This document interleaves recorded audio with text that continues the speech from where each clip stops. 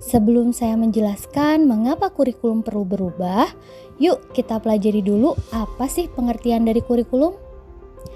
Kurikulum adalah pedoman penyelenggaraan kegiatan pembelajaran untuk mencapai tujuan pendidikan tertentu dan dapat dimaknai sebagai titik awal sampai titik akhir pengalaman belajar siswa.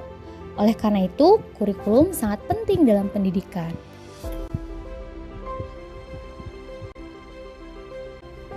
Alasan mengapa kurikulum perlu diubah.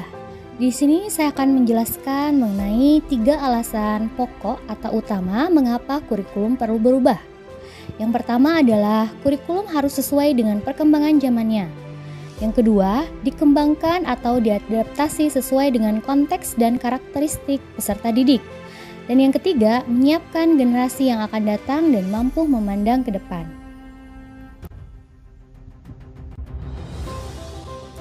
Goals atau tujuan mengapa kurikulum perlu dirubah. Sesuai yang saya sampaikan di awal tadi, ada beberapa alasan mengapa kurikulum perlu dirubah. Yang pertama yaitu kurikulum harus sesuai dengan perkembangan zamannya. Sehingga tujuan kurikulum perlu dirubah adalah agar relevan dengan perkembangan zaman. Yang kedua, dikembangkan atau diadaptasi sesuai dengan konteks dan karakteristik peserta didik. Hal itu bertujuan agar dapat memenuhi kebutuhan belajar siswa.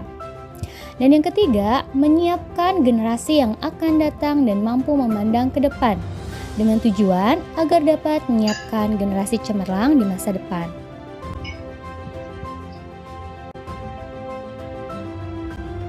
Di sini saya akan mengambil contoh dari alasan yang pertama, yaitu kurikulum perlu diubah agar sesuai dengan perkembangan zamannya. Seperti yang kita tahu, cara belajar anak zaman sekarang tentu saja sangat berbeda dengan cara belajar anak pada zaman dulu atau pada zaman saya sekolah. Perbedaan dari 4 generasi, yaitu generasi X, anak-anak yang lahir pada tahun 1965 hingga 1980, generasi Y, yaitu anak yang lahir pada tahun 1981 hingga 1995, generasi Z, yaitu anak-anak yang lahir tahun 1996 hingga 2010, dan generasi Alpha, yaitu anak-anak yang terlahir pada tahun 2011 hingga sekarang.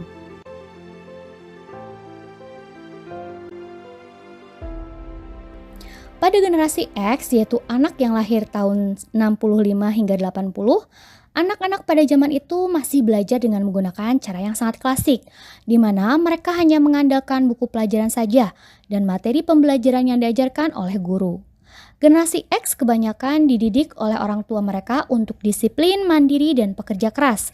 Karena sekitar tahun 80, dunia mengalami berbagai krisis ekonomi, sehingga mempengaruhi kehidupan masyarakat dan pendidikan anak baik di sekolah maupun di rumah. Lalu, pada generasi Y, yaitu anak yang lahir pada tahun 1981 hingga 1995, anak-anak yang lahir pada tahun ini dikenal sebagai generasi milenial.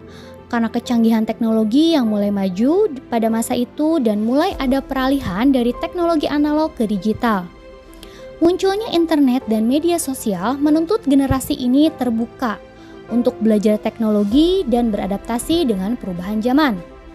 Anak-anak generasi Y dikenal lebih ekspresif, kreatif, dan bebas dibandingkan dengan generasi X yang masih kaku dan terikat aturan.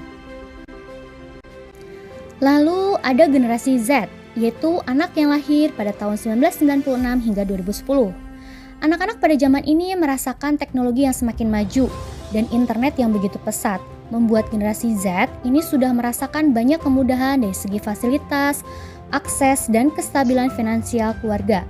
Sehingga tidak heran jika generasi ini sekarang tumbuh menjadi anak-anak yang jauh lebih pintar, berprestasi, dan sehat. Generasi J dikenal juga dengan generasi E-Generation atau generasi internet, di mana mereka bisa mempelajari segala sesuatu dengan browsing di internet. Generasi ini cenderung bersifat open-minded atau berpikiran terbuka, menyukai hal-hal baru, berpikir kritis, dan suka keberagaman. Yang terakhir adalah generasi Alpha, yaitu anak-anak yang terlahir pada tahun 2011 hingga sekarang. Sebagai generasi termuda, para anak-anak dari generasi Alpha ini kemungkinan masih dalam usia sekolah dasar atau bahkan TK.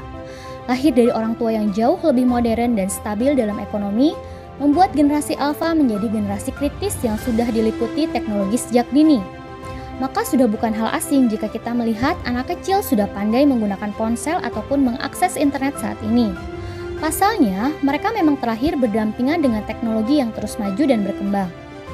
Anak-anak saat ini sudah terbiasa dengan televisi, gadget, bahkan sudah familiar dengan berbagai alat elektronik di rumah. Mereka juga cenderung lebih cerdas, cepat memahami situasi, dan dapat mengenali sesuatu dengan baik.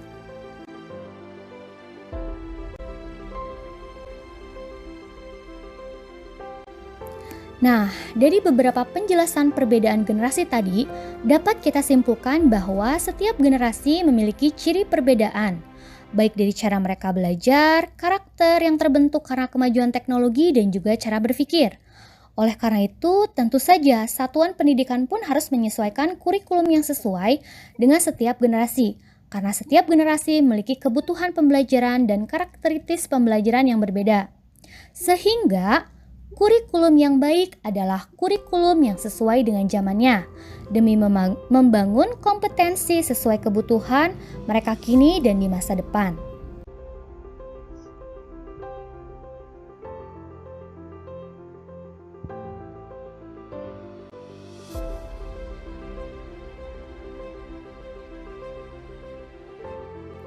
Selain alasan tersebut, mengapa kurikulum perlu diubah?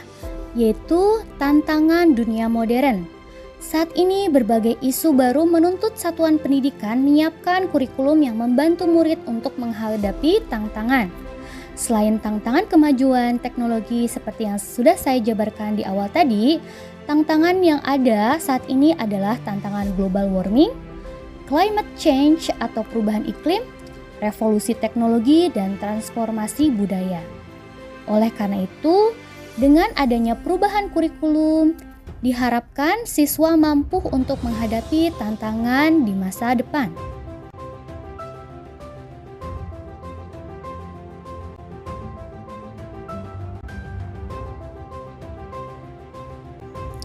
Dari penjelasan tadi dapat disimpulkan bahwa kurikulum itu bersifat dinamis, berubah mengikuti perkembangan zaman dan disesuaikan dengan kebutuhan murid untuk menghadapi setiap tantangan di masa yang akan datang.